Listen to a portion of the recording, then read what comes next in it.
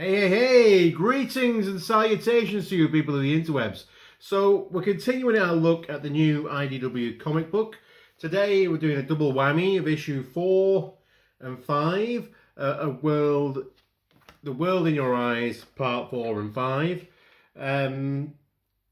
So it's another kind of hodgepodge things and stuff going on.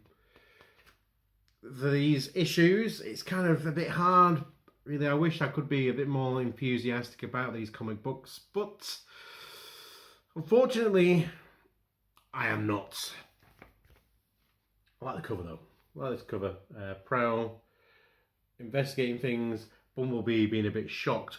Oh, what's going on in this revelation of hell? None of this occurs. You know what comic book covers are like. None of this occurs in this issue. Prowl finding the glue and stuff going on.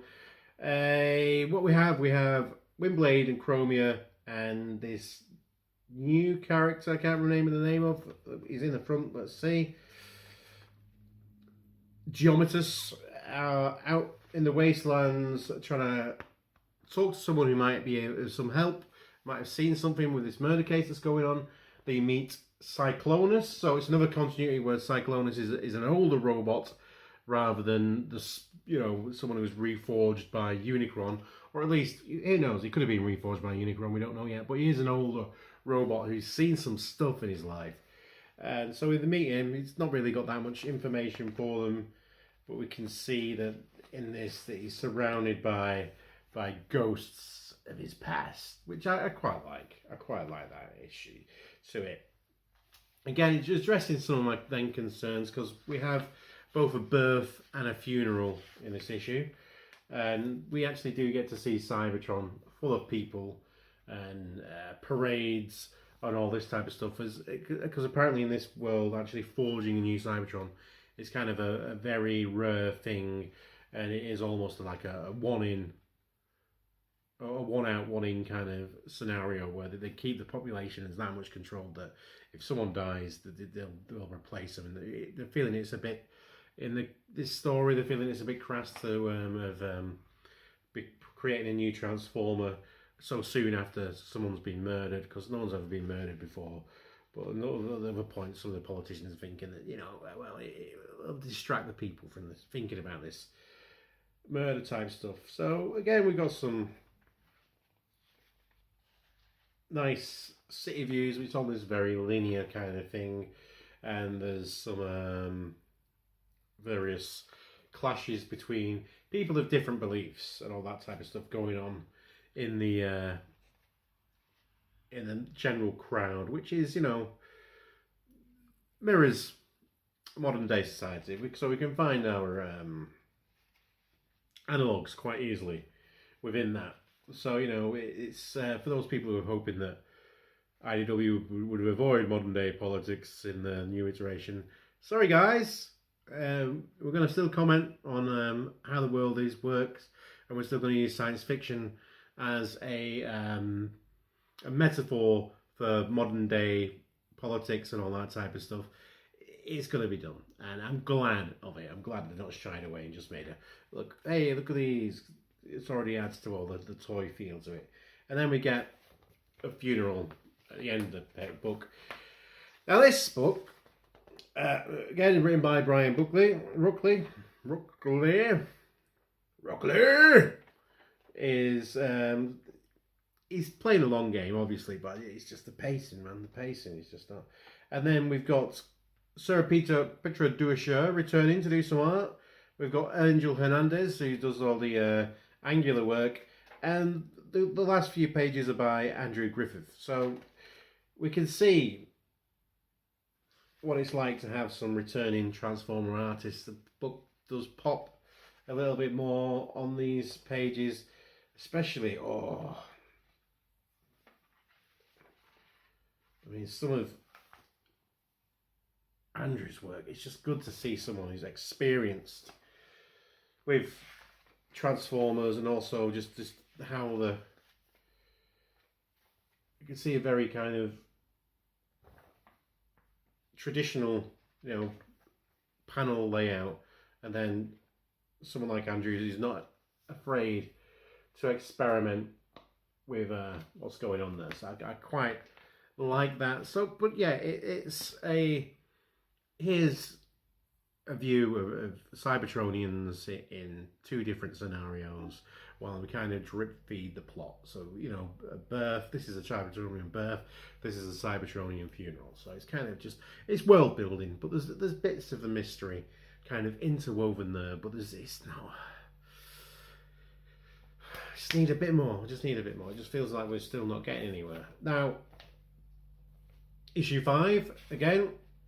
Brian Ruckley. I keep wanting to call him. I want to alliterate his name, but it's Brian Ruckley, not Brian Buckley. We have some Megatron speech at the beginning.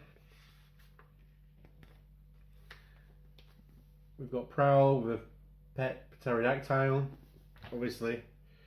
And then more world building.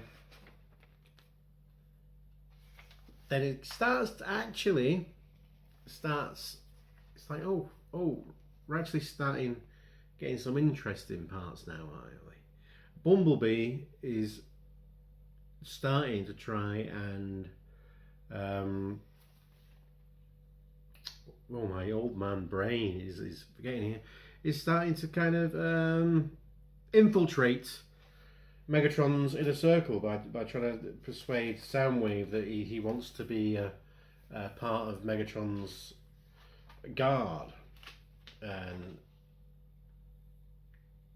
again, it's who's on the art for this issue? We have Anna Malkov, Angel Hernandez again, and Sarah Peter Duracher. Sarah Peter Duracher is doing the Bumblebee stuff, and it's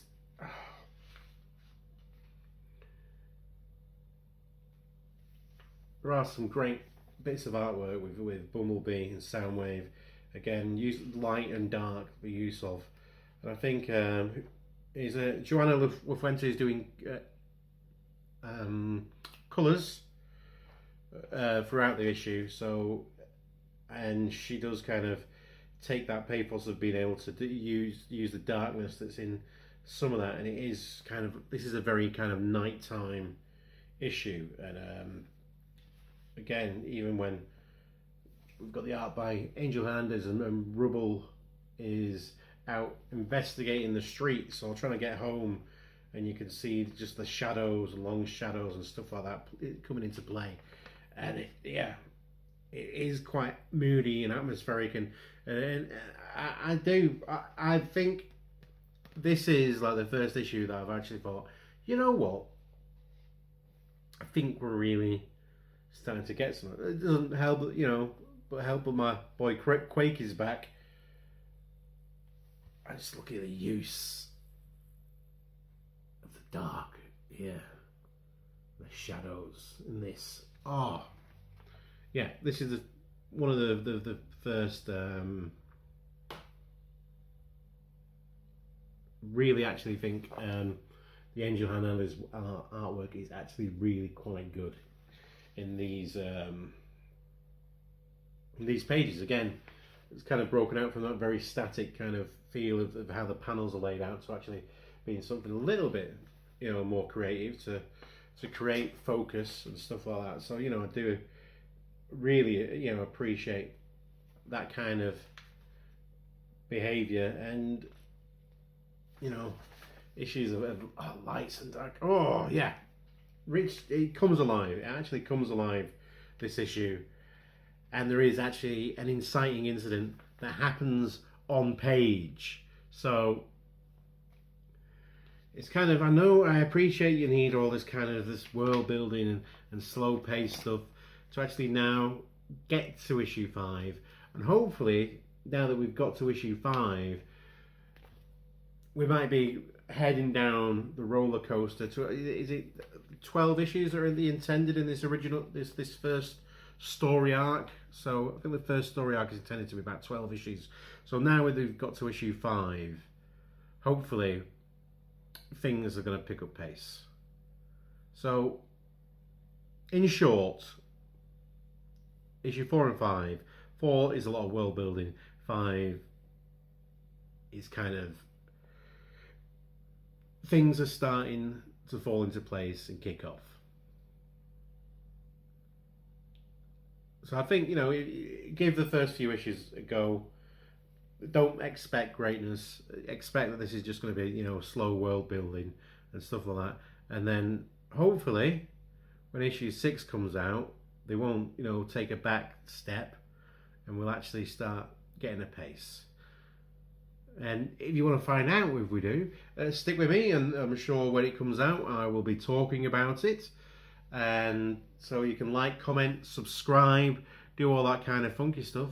But until then, you know what we can do? We can be excellent to each other. We can party on, dudes. And because we deserve it, we can bump the fist, shall we? Fisto! Fisto!